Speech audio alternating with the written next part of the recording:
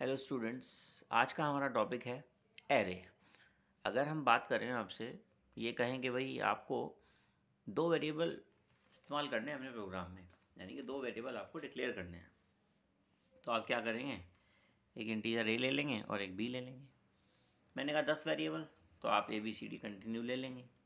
मैंने आपसे कहा 1000 वेरिएबल, तो आप थोड़ा सा हिचकिचाएंगे, क्योंकि 1000 वेरिएबल को अगर आप डिक्लेयर करने की बात कर रहे हैं तो डिक्लेयर तो हो जाएंगे, बट उनको एक्सेस कैसे किया जाएगा?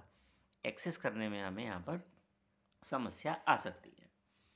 इसी से रिगार्डिंग अगर हम बात करें तो उस समस्या का समाधान हमारे पास सिर्फ और सिर्फ एरे से है। तो आइए देखते हैं। अगर हम सिंपल भाषा में बात करें कि एरे क्या है, array is a collection of similar data types. कि एक सिमिलर डेटा टाइप्स होता है एरे का, और इसके अंदर क्या होता है, हम लोग इंटीजर टाइप का या फिर फ्लोट टाइप का सेम डेटा टाइप्स हम इसके अंदर इस्तेमाल करते हैं। चलिए इसकी डेफिनेशन देखते हैं। An array is a homogeneous data structure. ये क्या है? होमोजीनियस का मतलब होता है कि जिससे उसके जो टाइप्स हैं, अगर इंटीजर है तो वो कंटिन्यू इंटीजर ही रहेंगे, फ्लॉट है तो फ्लॉट ही रहेंगे। ये होमोजीनियस होता है। आप सिमिलर वर्ड भी यहाँ पर यूज़ कर सकते हैं। एलिमेंट है सेम डेटा टाइप्स, ब्रैकेट के अंदर जैसे मैंने लिखा हुआ है कि एलिमेंट्स का जो डेटा टाइप है वो कैसा होना चाहिए? सेम होना चाहिए। That store A sequence of number, यानी कि वो सीक्वेंस ऑर्डर में आपका डेटा जो है अलॉट करेगा मेमोरी के अंदर। Allotted in the continuous memory, ये क्या कह रहा है? मेमोरी के अंदर लगातार आपका data one by one store होता चला जाएगा। अगर हम इसके टाइप्स की बात करें तो इसके जो टाइप हैं, वैसे तो 2 ही टाइप होते हैं, पर कुछ लोग कहते हैं कि 3 टाइप भी होते हैं। एक होता है 1 डायमेंशन, एक होता है 2 डायमेंशन। 2 डायमेंशन से आगे जितने भी होते हैं, 3 डायमेंशन, 4 डायमेंशन, वो सब मल्टी डायमेंशन के अंदर आते हैं। तो मल्टी डायमेंशन की जगह यहाँ पर 2 डायमेंशन को पढ़ाया जाता है। तो दो टाइप हैं इसके, 1 डायमेंशन और 2 डायमेंशन। 1 डायमेंशन के नीचे मैंने इसका सिंटेक्स लिखा हुआ है। सबसे पहले हम लोग यहाँ पर डेटा टाइप्स लिखते हैं, जैसे मैंने लिखा हुआ है इंट। उसके बाद हम लोग यहाँ पे एरे का नाम देते हैं और बिग ब्रैकेट लगाते हैं, और ब्रैकेट के अंदर जितने भी नंबर ऑफ़ एलिमेंट हमें यहाँ पर स्टोर कराने हैं वो हम यहाँ पर लिख देते हैं, और उसके बाद ब्रैकेट बंद करके एंड ऑफ लाइन लगा देते हैं। नीचे आप देखेंगे मैंने एक बॉक्स बना रखा है, ARR नाम का एक एरे है, और उसमें 3 बॉक्सेस हैं, यानी कि 0, 1 और 2। देखिए साइज़ है 3, तो इंडेक्सिंग कहाँ से शुरू होगी? 0 से। इंडेक्सिंग एरे की हमेशा 0 से स्टार्ट होती है, 0 फिर 1 फिर 2। तो जितना भी साइज़ होगा इंडेक्स उतना ही कितना होगा? एक कम होगा। अगर हमारा साइज़ n है तो हमारी इंडेक्सिंग क्या होगी? n-1 होगी। अब बात आती है 2 डायमेंशन की। 2 डायमेंशन में आप देखते हैं कि हमने उसका सिंटेक्स लिखा हुआ है, इंटीजर यानी कि उसका डेटा टाइप्स, एरे का नाम, और क्या? फर्स्ट रो और सेकंड कॉलम। इसमें हमने ये बताया है कि 3 × 3 का ये हमारा मैट्रिक्स है, और 3 × 3 का मतलब होता है कि हम यहाँ पर 9 एलिमेंट स्टोर करा सकते हैं। नीचे आप देख रहे हैं कि मैंने यहाँ पर एक इंडेक्स वो बना रखी है, मैट्रिक्स। ARR नाम की एक मैट्रिक्स है, और डेटा इसमें हमेशा रो वाइज स्टोर होगा। पहला डेटा पहली इंडेक्सिंग पर पहुँचेगा। पहली इंडेक्सिंग होगी यहाँ पर हमारी 0 0, दूसरी 0 1, फिर 0 2, देन नेक्स्ट लाइन स्टार्ट होगी 1 0 1 1 1 2, फिर उसके बाद नेक्स्ट लाइन में हम लोग यहाँ पे जाएंगे 2 0 2 1 2 2। तो ये आपको एरे के डेफिनेशन के अंदर लिखना है, और आपको बताना है कि एरे का टाइप्स क्या है और एरे का सिंटेक्स प्रॉपर देना है। अब हम अपनी प्रोग्रामिंग को शुरू करते हैं, और यहाँ पे 1 बाय 1 हम सबसे पहले 1 डायमेंशन एरे स्टार्ट करेंगे। काफ़ी लंबा टॉपिक है, 2-3 वीडियो में ये कवर होगा। तो आज हम बात करेंगे 1 डायमेंशन एरे की। अब हम इसके अंदर एक 1 डायमेंशन एरे का एक प्रोग्राम देखते हैं, और इसके अंदर हम देखेंगे कि हम लोग डायरेक्ट एरे के अंदर वैल्यू को कैसे स्टोर कराते हैं। आइए देखते हैं। सबसे पहले आपने 2 हेडर फाइल लगाई। पहली हेडर फाइल stdio.h और दूसरी conio.h। देन उसके बाद आपने यहाँ पे मेन मेथड बनाया। मेन मेथड के अंदर आपने क्या किया? एक इंटीजर ARR नाम का एक एरे लिया, जिसका साइज़ आपने 5 दे दिया, और यहाँ पर आपने अभी इनिशलाइज कर दी सारी वैल्यू।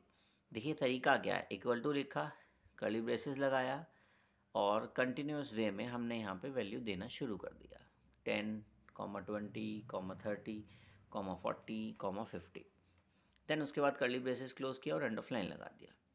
अब जो ये 10 वैल्यू है ये 0 इंडेक्सिंग पे पहुंचेगी, 20 वैल्यू 1 इंडेक्सिंग पे पहुंचेगी और कंटिन्यू करते हुए 4 इंडेक्सिंग तक, क्योंकि 0 to 4 यानी कि 5 एलिमेंट होते हैं और ये कंटिन्यू इंडेक्सिंग पर सेट हो जाएगी।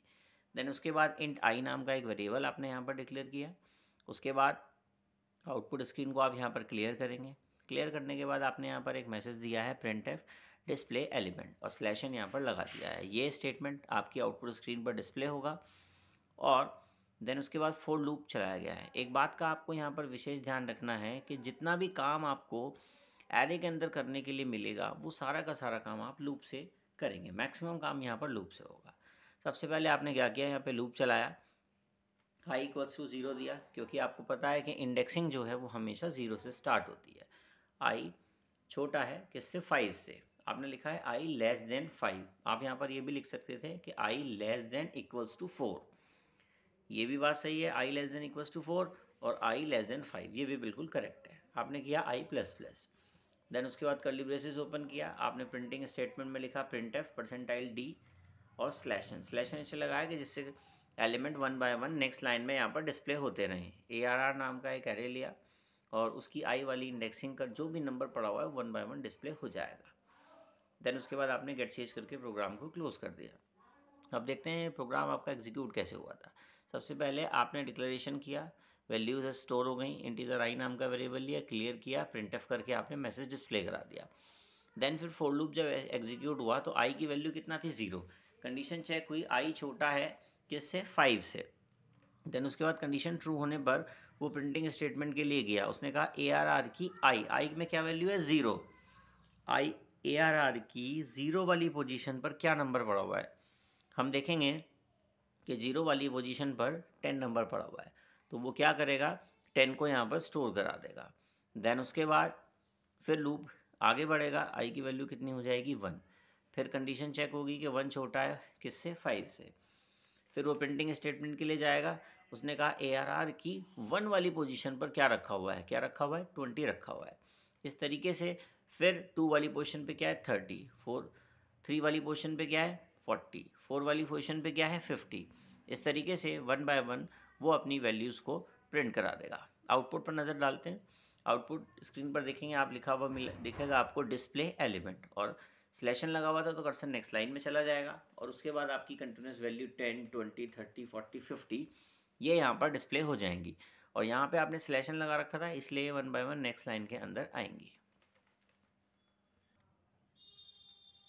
अब हम यहाँ पर एक नया प्रोग्राम हम लोग देखेंगे।